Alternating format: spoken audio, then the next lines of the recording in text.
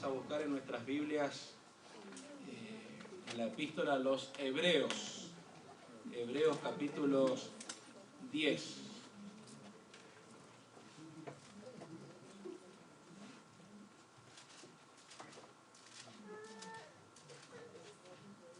Hebreos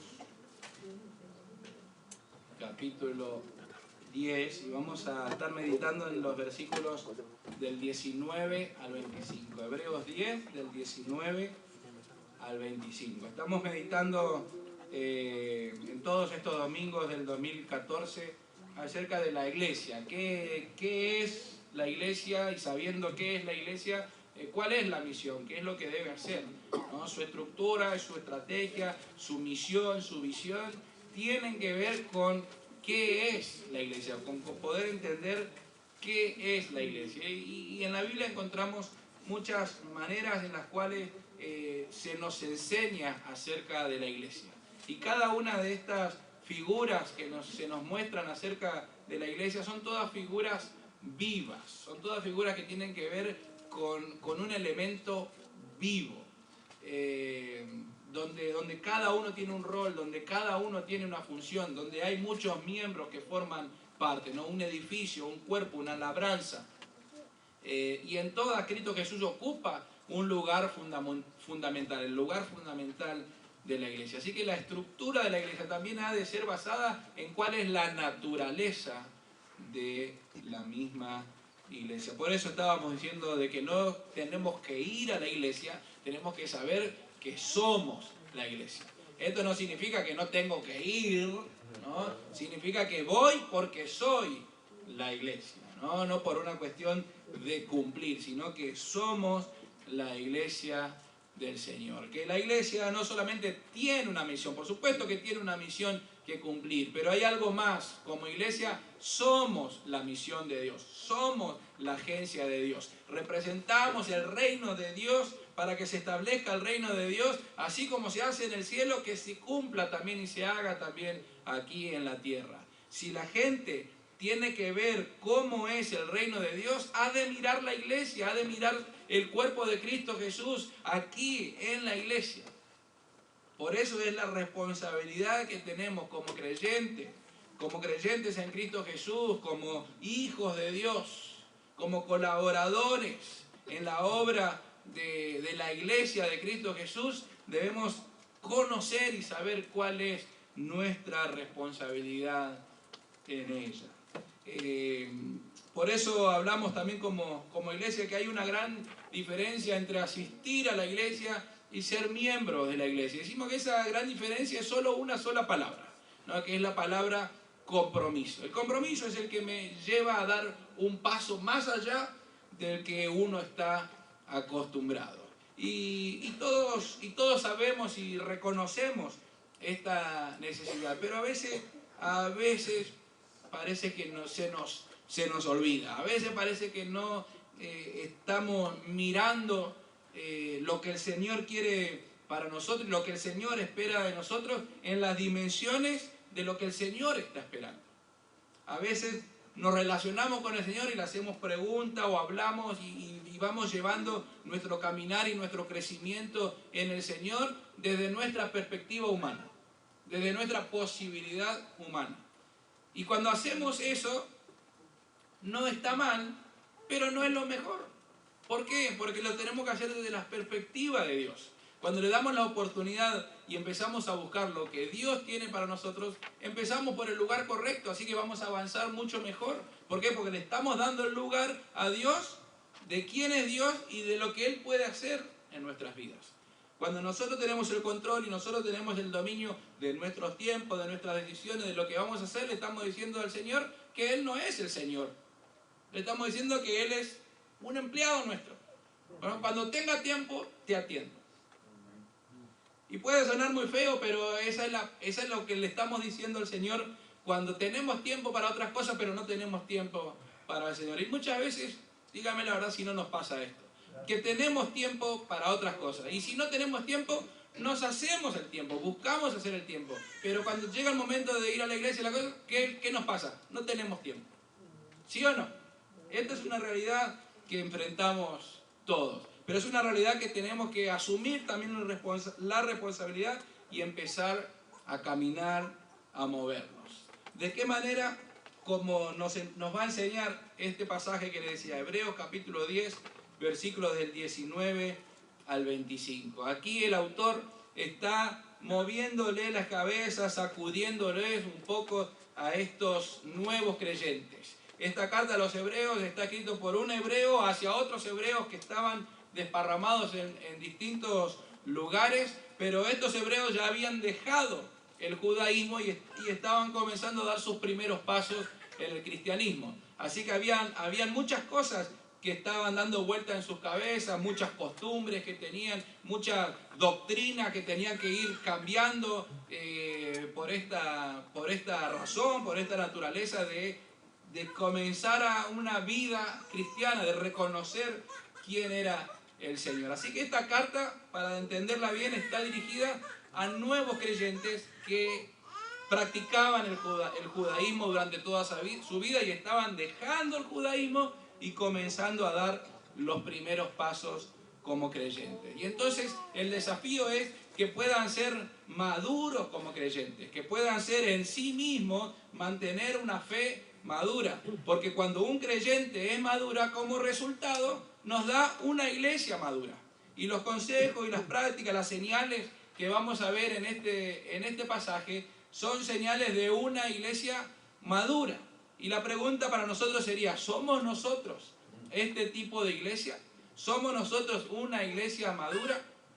Cuando el tiempo va pasando, comúnmente decimos que las cosas van madurando, ¿no? Como que el tiempo arregla las cosas, pero eso sucede si aprovechamos bien el tiempo, si sabemos utilizar bien el tiempo. Y cuando una persona supo utilizar el tiempo, supo hacer valer su tiempo, decimos que esa persona es una persona madura. Cuando una persona no sabe aprovechar su tiempo, decimos que esa persona es una persona inmadura, no importa los años que uno tenga. ¿No? Y podríamos decir que esa persona es todavía, aunque tenga muchos años, un adolescente, ¿no? Con perdón de los adolescentes, ¿no? Porque ellos no tienen la culpa de esto, ¿no? El adolescente es aquel que está allí en el medio, en un proceso que Dios le ha puesto. O sea, la culpa de que haya adolescente en el mundo es culpa de Dios, ¿sí? Él lo inventó. Él inventó en el ser humano ese tiempo específico en el cual uno deja de ser niño para poder ser adulto. El problema del adolescente es que quiere todos los beneficios del adulto y no tener ninguna de las responsabilidades, seguir viviendo como niño. Esa es una característica. O sea, si un adolescente piensa así, está bien. ¿Por qué? Porque es un adolescente, está en ese proceso. Ahora, cuando es adulto, ya va a cambiar su manera, ya tiene que cambiar. El problema es cuando uno extiende esa adolescencia, ¿no? Hoy estamos hablando que la adolescencia está comenzando cada vez antes, a partir de los 13 hasta los 12 y a los 11. Pero para ser conservador, digamos que a partir de los 13. El tema es que se va extendiendo cada vez más, antes de los 16, 17, 18, 20, 24. Y hoy tenemos eternos adolescentes que no quieren crecer, no quieren madurar. Bueno, pero eso también nos puede pasar como iglesia. Nos puede pasar a cada uno de nosotros. Como creyentes en Cristo Jesús, podemos aún ser adolescentes. Quizá digamos, bueno, no somos niños. Pero quizá por los años que uno tiene, ya tendría que haber dejado de ser adolescente también, mi hermano. Y eso no tiene que ver con la cantidad de años.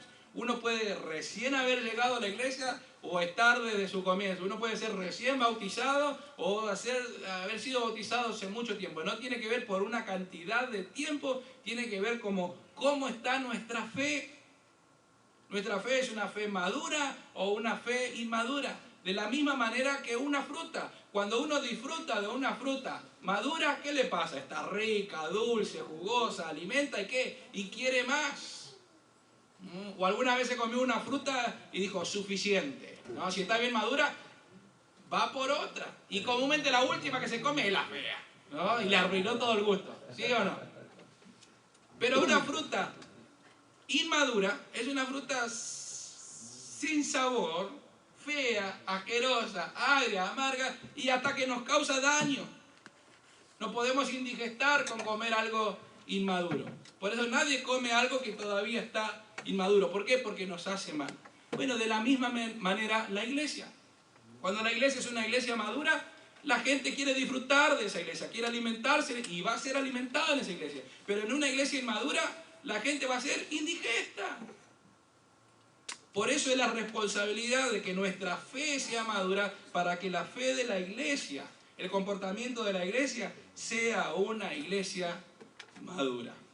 Vamos a leer el pasaje, espero que ya no lo hayan cerrado una vez más a este pasaje. Les dije que eran nuevos cristianos, cristianos recientes que estaban desprendiéndose, dejando el judaísmo, ¿no? Y que el autor quiere que desarrollen en sí mismos una fe madura para que haya una iglesia madura. A partir del versículo 19, Hebreos 10, 19, dice: así que, hermanos, teniendo plena confianza para entrar al lugar santísimo por la sangre de Jesús, por el camino nuevo y vivo que Él nos abrió a través del velo, es decir, su cuerpo, y teniendo un gran sacerdote sobre la casa de Dios, acerquémonos con corazón sincero, en plena certidumbre de fe, purificados los corazones de mala conciencia y lavados los cuerpos con agua pura.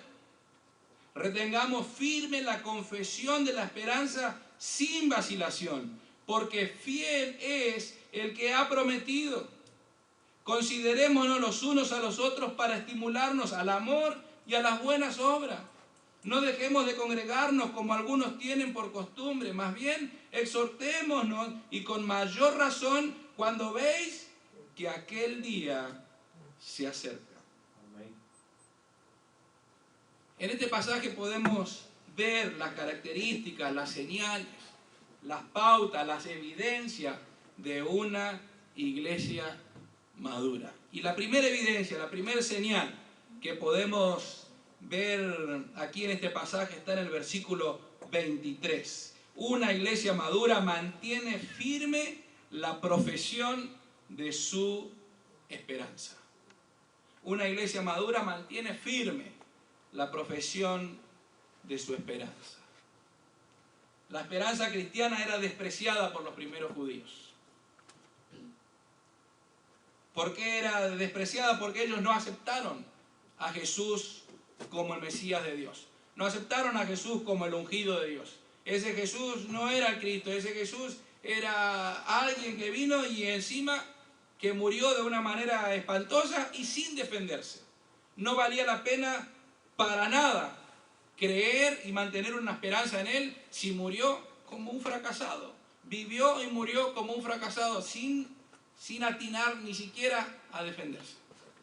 Los que estaban cerca de Él, ninguno estuvo en su momento. Así que todo el panorama que está delante de ellos no vale la pena tener esperanza en este Jesús. Era un hombre más. Así que la esperanza cristiana para estos hermanos a quienes se le está escribiendo esta epístola la habían despreciado. El mundo en el que vivimos en el tiempo de hoy también nos empuja a creer que nuestra esperanza en Dios no sirve para nada. Con cualquiera que usted habla le va a decir: ¿y cree en Dios? ¿Para qué? ¿Cómo todavía con tantos años se puede creer esa historia? Así que el mundo hoy nos va a empujar y nos empuja constantemente a que nuestra esperanza en Dios es algo que no tiene sentido, algo totalmente vano, algo que no nos sirve para nada. Por eso, si nos dejamos llevar por la mediocridad reinante en el tiempo en el que vivimos, vamos a ser arrastrados por esa misma mediocridad que reina. Pero hermanos, sepamos con toda seguridad que nuestra esperanza es real, que nuestra esperanza es verdadera, que nuestra esperanza es la más real y la más verdadera.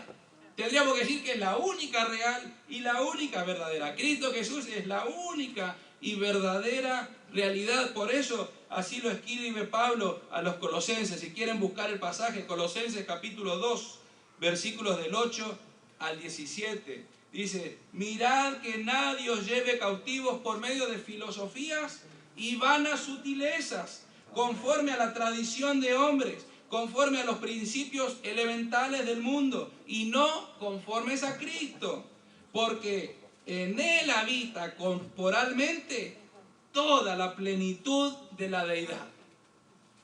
Todo Dios habita corporalmente en Cristo Jesús, y vosotros estáis completos en Él, quien es la cabeza de todo principado y autoridad. En Él también fuiste circuncidados con una circuncisión no hecha con manos, al despojaros del cuerpo pecaminoso carnal mediante la circuncisión que viene de Cristo.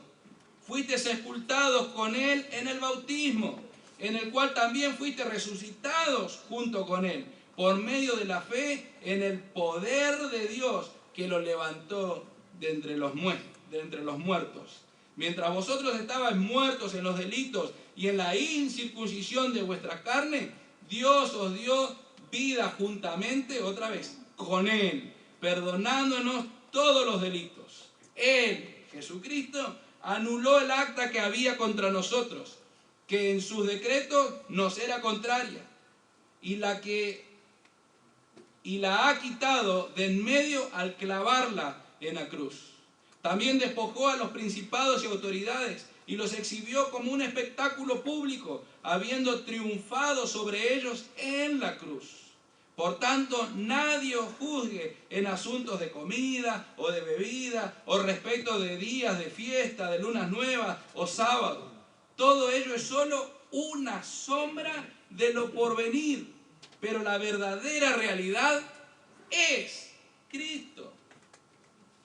La realidad que sostiene nuestra esperanza es la persona y la obra de Cristo, no las tradiciones, no lo que pensamos, no nuestras filosofías, no nuestra manera de creer que es lo mejor, sino que es Cristo, es en la persona y en la obra de Cristo. Todo lo que nosotros nos movamos, nos dirijamos, tiene que ser en esa única dirección, en la persona y en la obra de Cristo Jesús.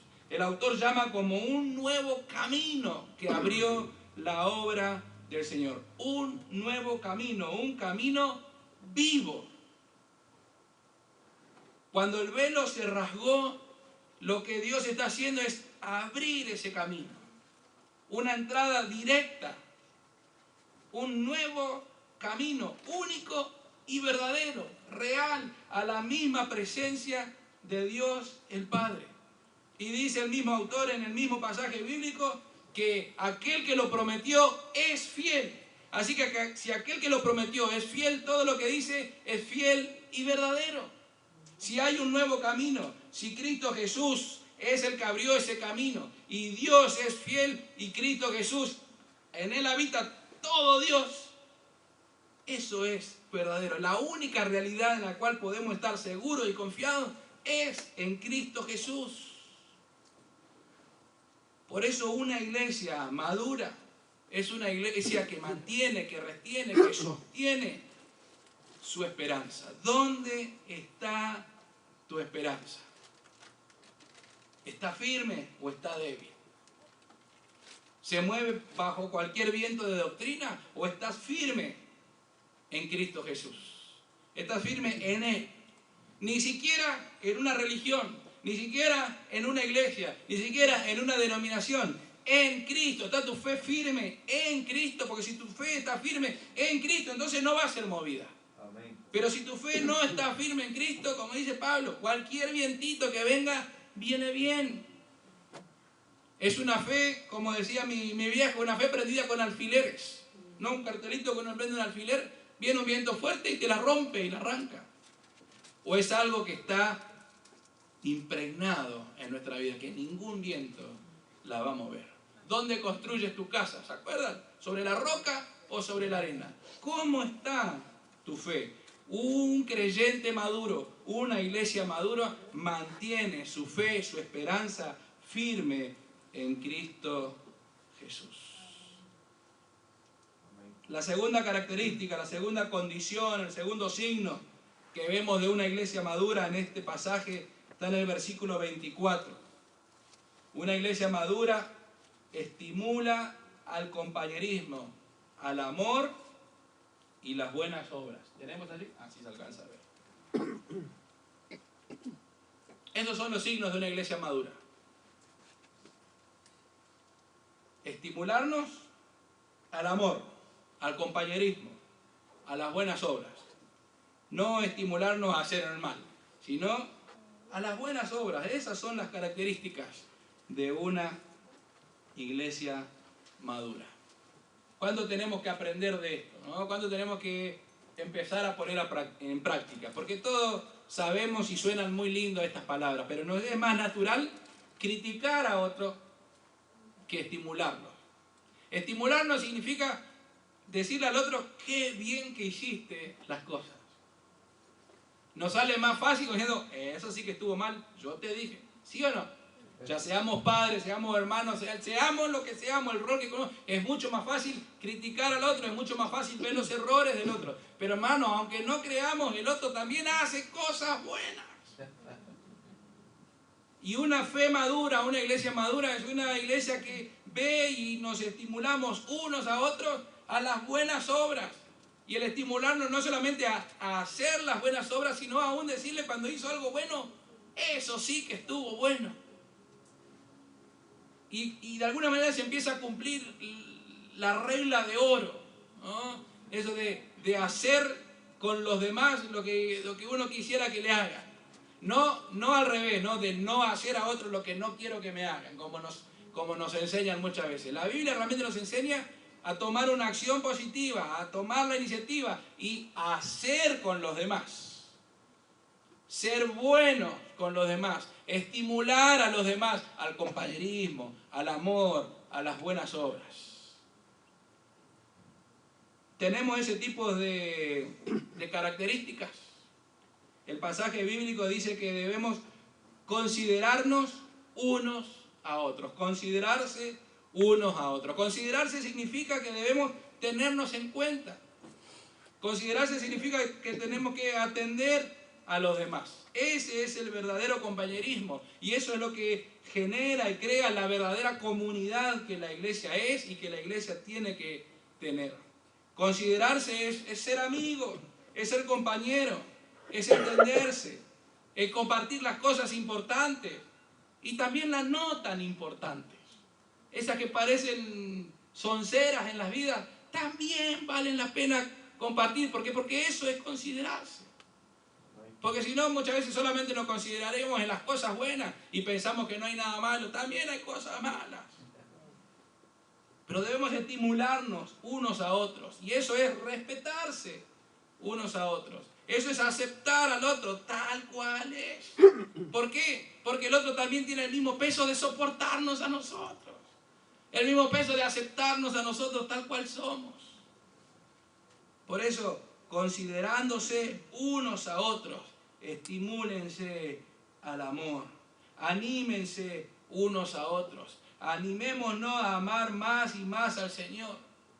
Los chismes no ayudan para esto. Los chismes alimentan el odio, estimulan el odio mucho más que el amor. Por eso cuando hay que decir una verdad, vale la pena decirla con cariño y con la precaución, estimulándonos en el amor. Esa es la característica de una iglesia madura y estimularse a las buenas obras. Debemos hacer buenas obras. Y acá no entra para nada una lucha de que si la salvación por obras, no. La característica de todo cristiano es que hace buenas obras. Si no hacemos buenas obras, bueno, ¿qué hay dentro nuestro? La fe madura de una iglesia se estimula unos a otros a hacer buenas obras. Es interesante que en la Biblia encontramos esto constantemente, de unos a otros. Y no solamente, como por ahí podríamos decir, deben estimularse a las buenas obras. Entonces uno dice, bueno, yo tengo ese rol, el Señor me dio ese don, ¿no? De dirigir a otros y que otros hagan lo que tienen que hacer. Es más fácil, ¿no? Hermano, tenemos que hacer esto. Uy, no. Tranquilo. hermano, tenemos que hacer esto, hermano, haga esto, ¿por qué no hace esto? Directores técnicos, en la Argentina hay 30 millones, 40 millones ya de directores técnicos y todos criticamos al director técnico del equipo de esta. ¿Por qué? Porque es más fácil, pero dice estimularse unos a otros. Si yo voy a estimular a otro, también tengo que aceptar que el otro va a cumplir esa función conmigo. Por eso debemos aprender que la regla de oro debe ser experimentada y vivida en la comunidad de la iglesia. Es en el reino de Dios, es en la iglesia del Señor, en donde eso se evidencia, se tiene que evidenciar de una manera madura. Y esto es el resultado de una fe madura en el Señor. De ninguna manera es solamente por querer accionar de esa manera. Es el resultado externo de algo interno. La tercera característica que podemos ver en este pasaje bíblico de una iglesia madura es que se goza en congregarse. Versículo 25, la primera parte. Una iglesia madura se goza en congregarse. Por eso el salmista decía, mirad cuán bueno y cuán delicioso es habitar los hermanos juntos, en armonía. Si la iglesia se estimula el compañerismo, se estimula el amor, se estimula la buena obra, ¿quién no va a querer congregarse en ese lugar? Sin ninguna duda. Por eso dice también, esta frase que veíamos, no dejando de congregarse como algunos tienen por costumbre. Parece sugerir que había quienes tomaban esa costumbre. Y me acuerdo de varios casos, no de personas, de varios casos, en los cuales han dejado de congregarse por un partido de fútbol. Que han dejado de congregarse porque no se hace como yo quiero. Hermanos, qué débiles que somos, qué frágiles que somos, qué inmaduros que somos. Por eso dice, no dejen de congregarse por algo tan inútil, por algo que no tiene sentido, por algo que demuestra una inmadurez. Dice, no dejen de congregarse. La iglesia es una comunidad. No tiene que ver con asistir a la iglesia, tiene que ver con el ser parte de esa comunidad que se estimula al amor, al compañerismo, a las buenas obras, que mantiene firme su esperanza en el Señor. Esa es la característica de una iglesia madura. ¿Qué le doy yo a la iglesia? ¿Qué pongo yo en la iglesia? ¿Qué es lo que yo también restrinjo? ¿Qué es lo que yo cedo? Porque eso es la comunidad, eso es la iglesia. Eso es lo que tiene que ver con la vida real de la iglesia. Muchas de las cosas no se van a hacer como yo quiero. ¿Por qué? Porque no todo se hace como yo quiero. Porque el ser parte de una comunidad me manda el respeto a la otra persona y que el otro también tiene opinión. Y que el otro también tiene su forma. Entonces como congregación nos ponemos de acuerdo, en lo que la mayoría creemos. Y hay que aprender para allá vamos, pero todos somos responsables delante del Señor. No, si no se hace como le contaba la historia, si no se hace como yo quiero, no, me voy para otro lado. Qué lástima que esto suceda. Y especialmente qué lástima que suceda de estos hermanos que dejan de congregarse por un tiempo. De todo corazón y con temblor delante del Señor diría, estos hermanos deberían dejar de congregarse para siempre. Porque no tiene ningún sentido, porque el mismo dolor lo va cargando en todos lados. Y sigue causando daño en cualquier lugar. Por eso uno tiene que madurar. Cuando uno madura, la iglesia madura. Y cuando la iglesia madura, nos estimula a madurar la fe de cada uno. Por eso dice, no dejen de congregarse. Tenemos que estimularnos al compañerismo, al amor, a las buenas obras, mantener nuestra fe constantemente, nuestra esperanza en el Señor. La cuarta característica de una iglesia madura en este pasaje bíblico es que se exhorta los unos a los otros. No siempre hay cosas lindas en una iglesia madura. No creamos que una iglesia madura no tiene problemas. No creamos que una iglesia madura todo es maravilla y todo es color de rosa. Eso ni en las películas de Disney ya la hacen así, ¿no? En la iglesia madura también ocurren cosas feas, pero la madurez lo que trata de hacer con nosotros es cómo tratar lo feo, cómo tratar de tal manera de no llegar a lo feo, sino que aunque lo feo nos esquive, que antes lo mismo feo se quiera ir del medio nuestro. Exhortarnos unos a otros. Pero la palabra exhortación no es golpearnos unos a otros. La palabra exhortación no es levantar la Biblia y comprarla más grande para decir, con la palabra de Dios te exhorto. No es darle palos, ¿no? A veces cuando estamos los predicadores acá y le estamos dando palo y palo, es exhortación, hermano, y lo usamos bíblico, ¿no? Como, hermano, es exhortación, pero en realidad uno está dando palos. Los palos no sirven. Aunque algunos proverbios dicen que algunos necesitan algún palazo, ¿no? Porque eso es algo que es inentendible, pero algunos palitos por acá nos acomodan las cosas acá arriba. ¿Sí? Pero es exhortarnos unos a otros. Y la Biblia nos enseña, el mismo Jesús, el mismo Maestro, nos enseña cómo hemos de exhortarnos unos a otros. Fíjense lo que dice Jesús y lo registra Mateo capítulo 18, versículo 15. Dice, por tanto, si tu hermano peca contra ti, ve, amonéstale a solas entre tú y él. Si él te escucha, has ganado a tu hermano, solucionado el problema.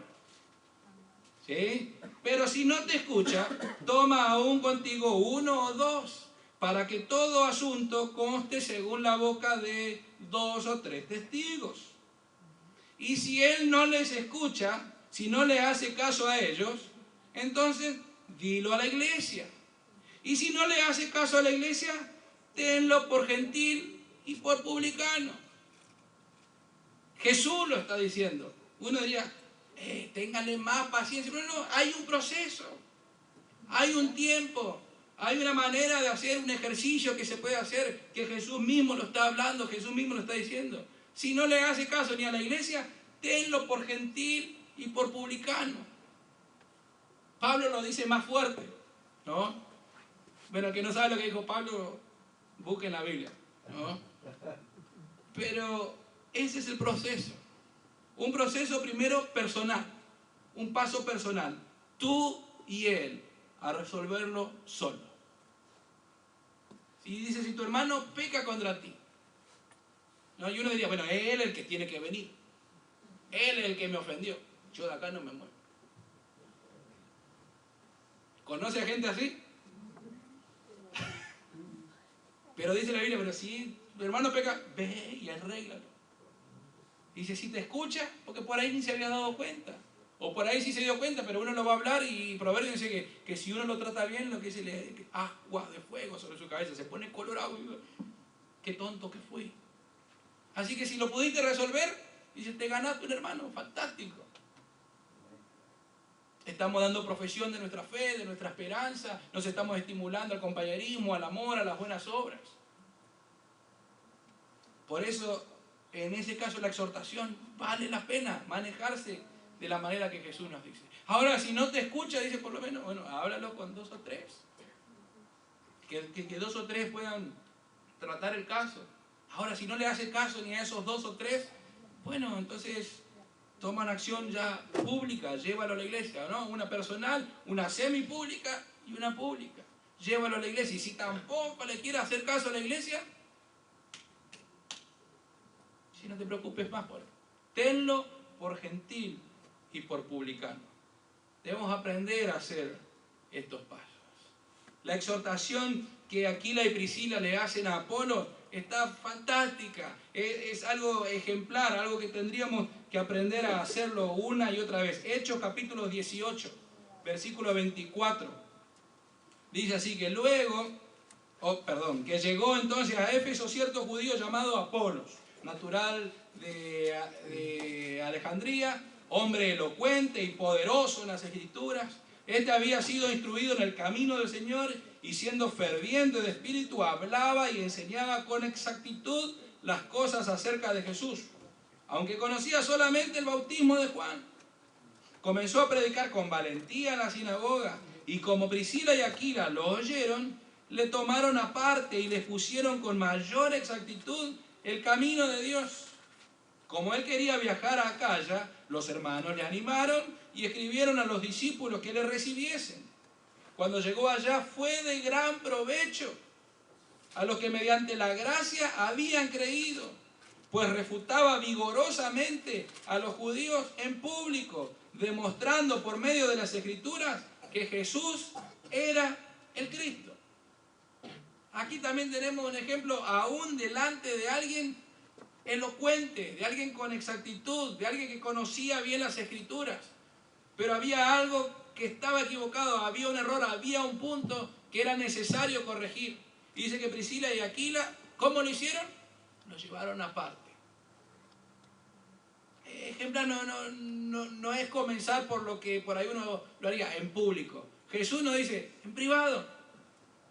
¿Por qué? Porque si en privado se resuelve, ganaste un hermano y fue de bendición. ¿Por qué? Porque este hombre se ubicó mejor, tuvo mejor exactitud y pudo ir a otro lugar y ser de mayor bendición. ¿Por qué? Porque demostraba mediante las Escrituras que Jesucristo era el Cristo, el ungido de Dios, el Mesías esperado. Por eso, seguir los pasos que la Biblia nos enseña en la exhortación de unos a otros es necesario. El amor, el cariño, el respeto hacia los demás. Es como la vía de un tren. Un tren se mueve porque tiene esos dos carriles. Los dos son necesarios. Si uno de ellos falla, se nos quedó el tren. Son las dos cosas, la verdad y el amor. No pueden ir separados. Y no es porque por puro amor, bueno, entonces le quito la verdad. No, es necesario decir la verdad. Es necesario exhortar cuando hay necesidad de exhortar. Pero con amor, con cariño, con respeto. ¿Por qué? Porque es para estimularlo al amor, a las obras, que mantenga su fe. No para destruirlo. Y la última condición, la última señal que vemos en este pasaje de una iglesia madura es que vive en la expectativa de que Cristo viene pronto. Dice, mucho más cuando saben que ese día se acerca. Así ha de vivir una iglesia madura. Siempre, siempre en la expectativa de que nuestro Señor viene pronto. Cuando uno se olvida de eso y dice, tenemos tiempo para mañana lo resolvemos. Si el Señor viene pronto, ¿cómo te encontrará? ¿Cómo te hallará? No te preocupes por tu salvación. Como leíamos el otro día, dice, tú estás seguro, pero como raspando, como por fuego. Pero la pregunta sería, ¿tu fe está en Cristo?